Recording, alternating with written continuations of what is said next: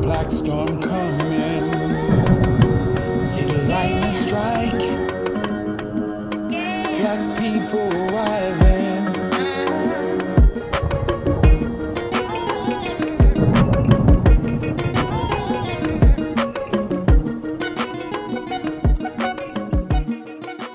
The story of Thomas Morris Chester. Thomas was born in Harrisburg, Pennsylvania on May 11th, 1834, the fourth child of George and Jane Marie Chester. At the age of 16, Chester attended Akron College, an African American academy in Pittsburgh. As a student there, his classmates included Jeremiah A. Brown, Benjamin Tucker Tanner, and James T. Bradford. In May 1853, he moved to Liberia, where he attended Alexander High School. In September 1854, he returned to the United States and enrolled in Thetford Academy in Vermont, where he graduated in 1856. He then returned to Liberia, where he taught school to Africans of former American slaves. He left Africa around the start of the American Civil War in 1861. During the Civil War, Chester served as a recruiter of black troops and raised the 54th and 55th Massachusetts Infantry Regiment. Later, he led two black emergency militia regiments to defend a potential attack of Harrisburg, Pennsylvania during the famous Gettysburg Campaign in July 1863, the first time that Pennsylvania had issued weapons to African Americans. From August 1864 to the end of the Civil War in May 1865, Chester worked as a war correspondent for the Philadelphia Press, which was a major daily newspaper at the time. When the Civil War ended, he toured Europe. He passed the winter of 1866 and 67 at the court of Alexander II of Russia, where he was given the title Captain Chester in deference to his service in the war. He settled in London, England to study law at Middle Temple in 1867 and became England's first African American barrister when he was called to the bar on April 30th, 1870. He returned to the U.S. in 1871 and he practiced law, and where he was the Brigadier General of the militia and the Superintendent of Schools in 1875. In 1884, he was elected president of the Wilmington, Wrightsville, and Onslow Railroad. He returned to his hometown of Harrisburg due to illness, where he died on September 30th, 1892. Hello and welcome to another edition of the Umoja Circle. My name is Keith Smokey Johnson, and for those of you who are new to the show, the Umoja Circle is an African-centered talk show, and the purpose of the show is to correct errors where errors are found and to introduce fact where we find that so many people are working on fiction when it comes to who we are as people of African descent. And one of the things that I've always tried to do, because I understand this fact, in order to change your world, it takes a shift in consciousness. And I feel that the information I bring forth in many of my shows will shift your consciousness in how you view we people of African descent, that we were part of history. There are a lot of people that we should know about, we should understand. It should be as important to us to know, just like people talk about George Washington, or during the Civil War, you hear about Grant and many people who were part of that history. But black people were part of that history too. And this one brother in particular I want to introduce you to. I think that he is a very powerful person. Next, Delaney, another great person of that time in the 1850s and 1860s. This brother, Thomas Morris uh, Chester, I think I said his name right, should be known. All right.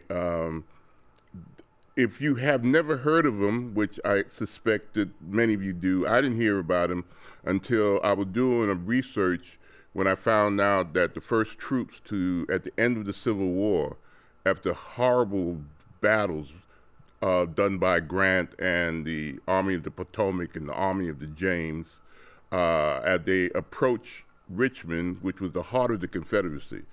It was exactly 100 miles as the bird fly, that they would say back in those days, from Washington.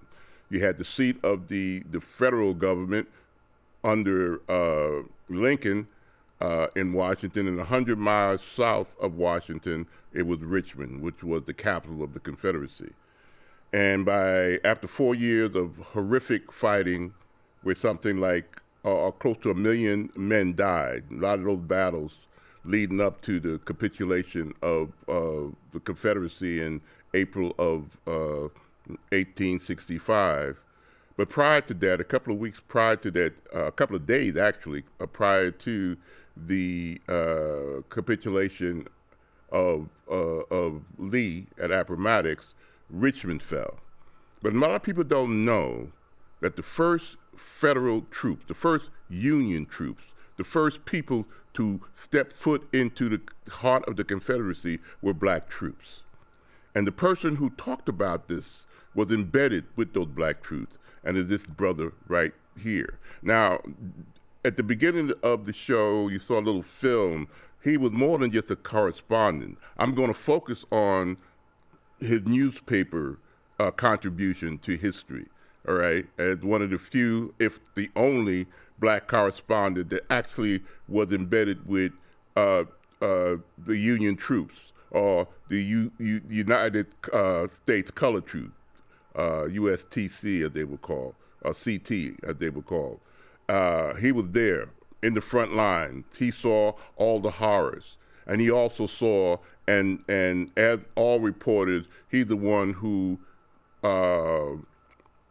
talked about and wrote about the first troops. You can imagine the first troops, that those who were left behind because Jefferson Davis and all his cabinet left on the 2nd of April 1865 because of the approach of the Union troops.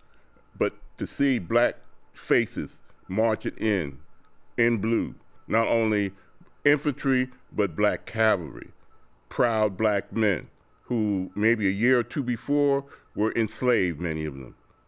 You can imagine the psychological effect that it not only had on the white population, but those brothers and sisters that were there who were in the midst of that Confederacy, who heard about the proclamation, but what could they do?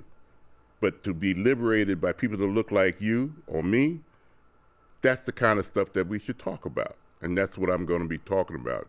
I'm gonna use some imagery to talk about this in my research about Thomas Morris Chester, this great man who did many things, and maybe I'll get to some of the other things that he accomplished in his life. In fact, there's a statue in Chester, Pennsylvania, with him. There's a library, research library with his name. There's a street in Chester, Pennsylvania, that has his name right now, today.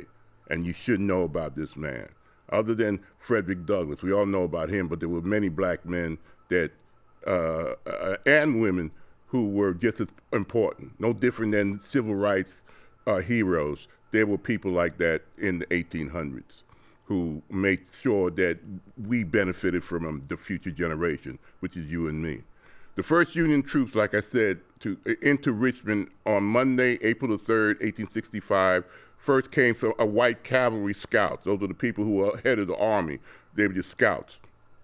And advanced elements, but the first organized Union infantry formation to enter and occupy the city included black units from the 25th Corps, U.S. colored troops, and a black cavalry regiment, the 5th Massachusetts Cavalry, colored. It's widely described as the first Union cavalry regiment to ride into Richmond that day.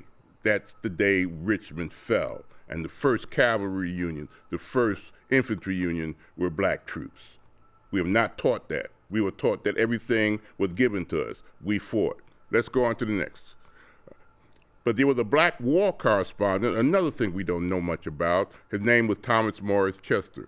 Reported that Brevet Brigadier General Charles A. Draper, that's the white officers, because black troops were led by white officers, and he embedded himself with that troop. Charles A. Draper's brigade of color troops, part of Cutts Division, were the first infantry into Richmond. That's how he knew, because he was with them. And that the 36th U.S. colored troops had the honor of being the first regiment, while also acknowledging that the cavalry had physically preceded them as the very tip of the advance of the Army of the James and the Army of the Potomac. That most of the time you hear about that when you talk about Grant, Ulysses Grant. Okay, let's go on to the next one. His eyewitness description of black troops entering Richmond is what we're going to talk next. Chester was present when the Union forces entered Richmond and wrote his first post-capture dispatch from inside the former Confederate Capitol building, literally from the speaker chair. This brother had the audacity on that day to go to the Confederate Capitol and sit down at the Speaker of the House, because they had similar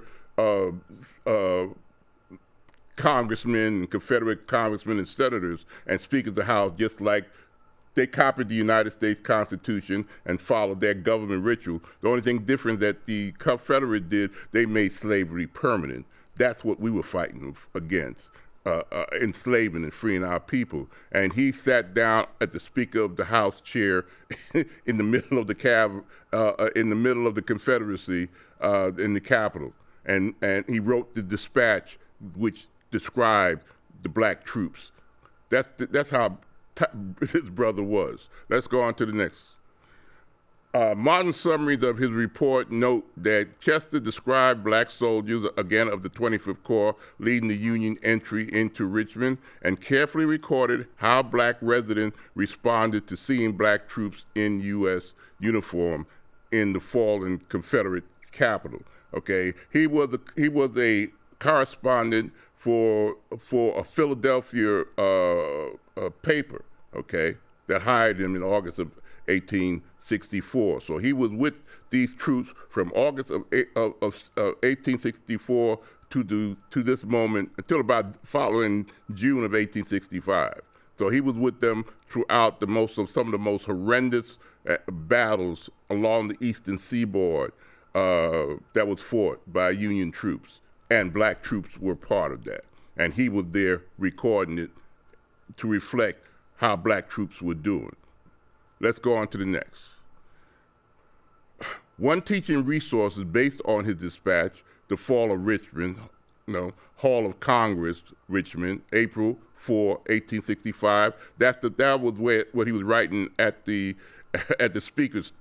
That's the title of his dispatch at the speaker's desk, what he was writing, explained that Chester, as a black journalist, reported what he heard and saw during the surrender of Richmond, including interactions between black residents and the entering black Union troops or Union troops. Okay, but the first ones were black, which you're not told. How many of you have been told in all your studies, even in college? Have you been told that? Let's go on to the next. Okay, this is the accumulation of the book of all his dispatches during that period of time, the 1 year period. In fact, if the camera look on my desk, I have a copy of that book too. Okay, it's a little worn because it came out, I think, in 1981. And like I say all the time, everything that I do it based on books. And if you see some of these other images, that's an interesting story about with this uniform. But he is a very powerful person that you should know. Look at that brother.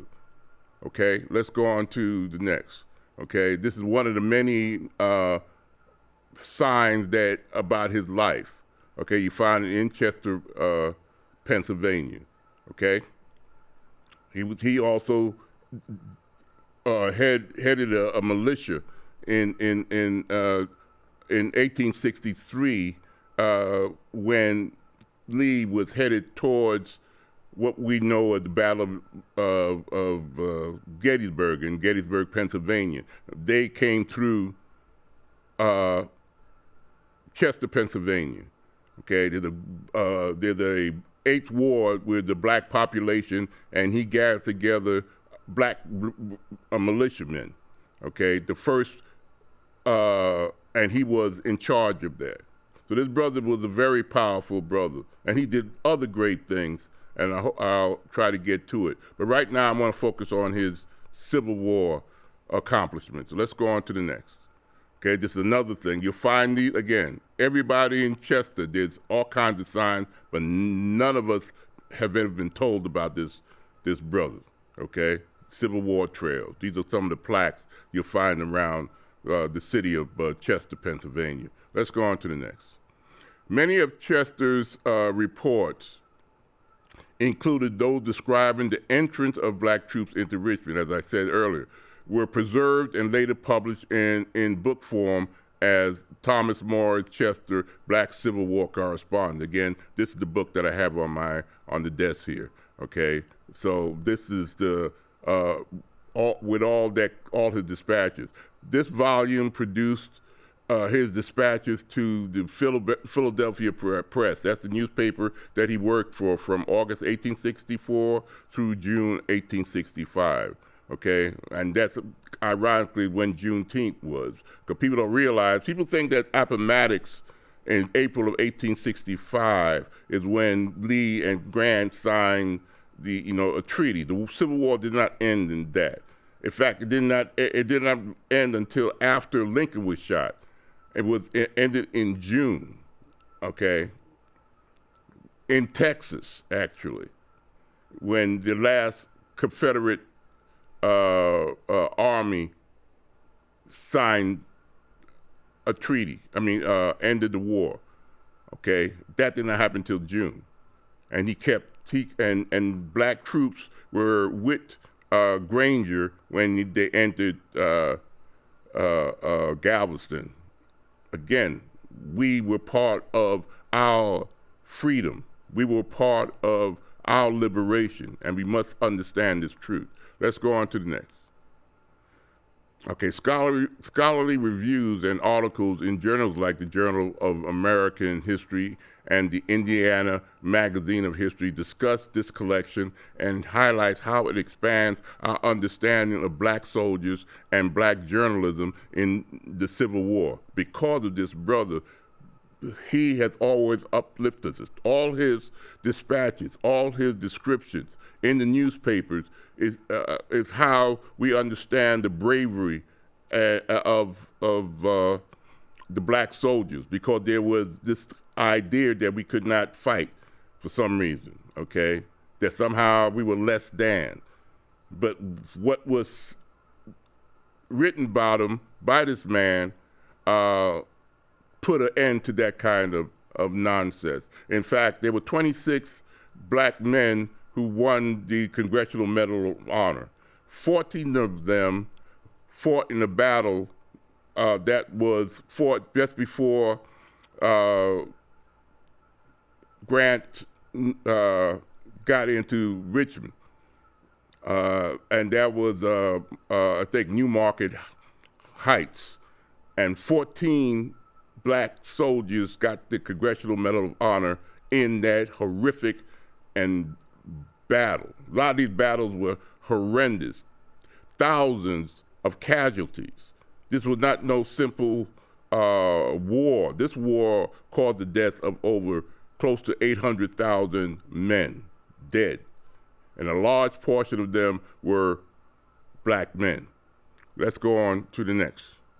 Thomas Morris Jester was a pioneer and black war correspondent who followed black Union troops in Virginia from, again, August 1864 through the fall of Richmond on April 3rd, 1865. And he left vivid dispatches describing what he saw, heard, and felt, especially about black soldiers and black Richmonders greeting freedom. That this is one of the points I want to understand, that he was lauded as a hero amongst those black Union soldiers, okay? That's why he had statues in Chester. That's why his dispatches are in a book, because of how he described that. And we got to know about him. We got to know what he wrote about us. Okay, let's go on to the next. This is a little bit of his background. You got some of it in the video, but I'm gonna go over it again. In 1834, he was born again in Harrisburg. I said Chester, Pennsylvania. Again, Harrisburg, Pennsylvania, to parents active in the anti-slavery work. His mother had escaped slavery, shaping his lifetime commitment to black freedom and equality. In 1850, again, he was educated in the North, including Thetford Academy in Vermont, and spent several years in Liberia, okay, as a teacher. He's one of those blacks who said, hey, I'm gonna go to Liberia, I'm gonna get out of America, and I'm gonna go back to Africa. Let's go on to the next. Okay, between 1861 again and 1863, after the Civil War began, in fact, his mother called him back from Liberia. That's why he came back. And he was lucky enough, and he was so brilliant that he instantly got a job at the newspaper. I'm gonna talk about that a little more. He worked as a recruiter, helping raise black regiments like the 54th and the 55th Massachusetts, and later led black emergency militia units to defend Harrisburg during the Gettysburg campaign, like I said earlier. The first time Pennsylvania issued arms to African Americans. And also, in Pennsylvania, up until 1838, black men could vote, okay? Black men were voting in Pennsylvania until 1838, and then, of course, just like everything else, you had white backlash, and that right was taken away from the freedmen. And he was one, and his mother and his father, who were strict abolitionists, were friends of all the great abolitionist leaders that you would read about in history books. They would sell abolitionist paper in their restaurant that they had in Harrisburg, Pennsylvania.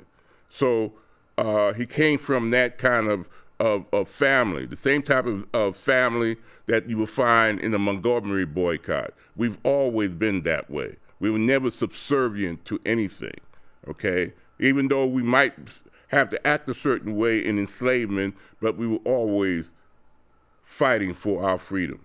And men like him and his parents. Let's go on to the next. These experiences meant that by the time he went to Virginia's front, he already saw black military service as a path to manhood, citizenship, and proof of equality. And his writing constantly highlighted black courage and discipline. Let me bring a point. In 1863, the January of 1863, is when the Emancipation Proclamation by Lincoln went into effect. This brother of Thomas Morris Chester, and 60 or 70 members of the Bethel AME Church in Harrisburg, Pennsylvania, wrote a letter to Lincoln saying that was not good enough.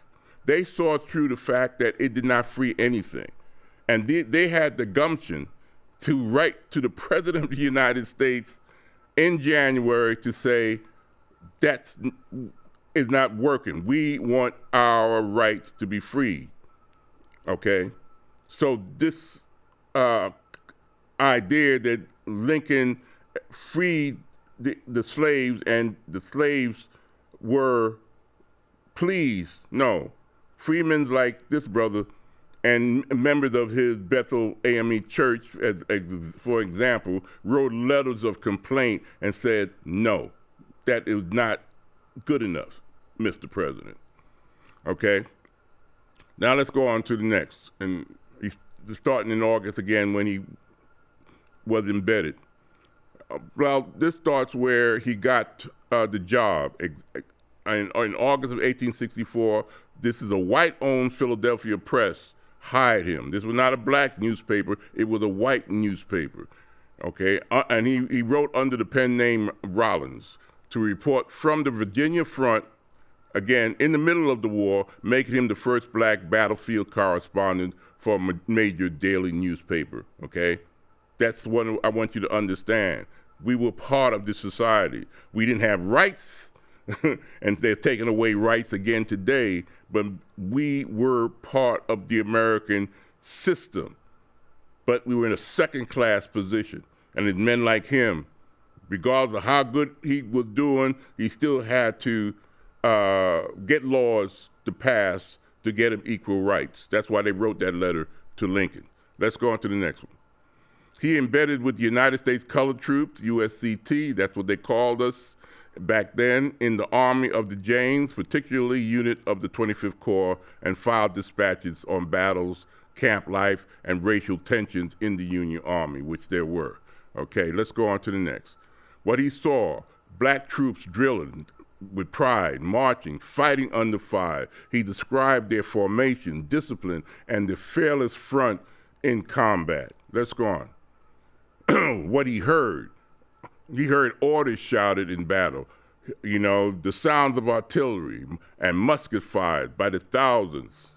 Okay, and the conversations and songs of black soldiers in the camp, which he often contrasts with earlier white doubts about their bravery, okay? Because that's what he wanted to show, that we were humans and we had the right to fight for our freedom, and we did.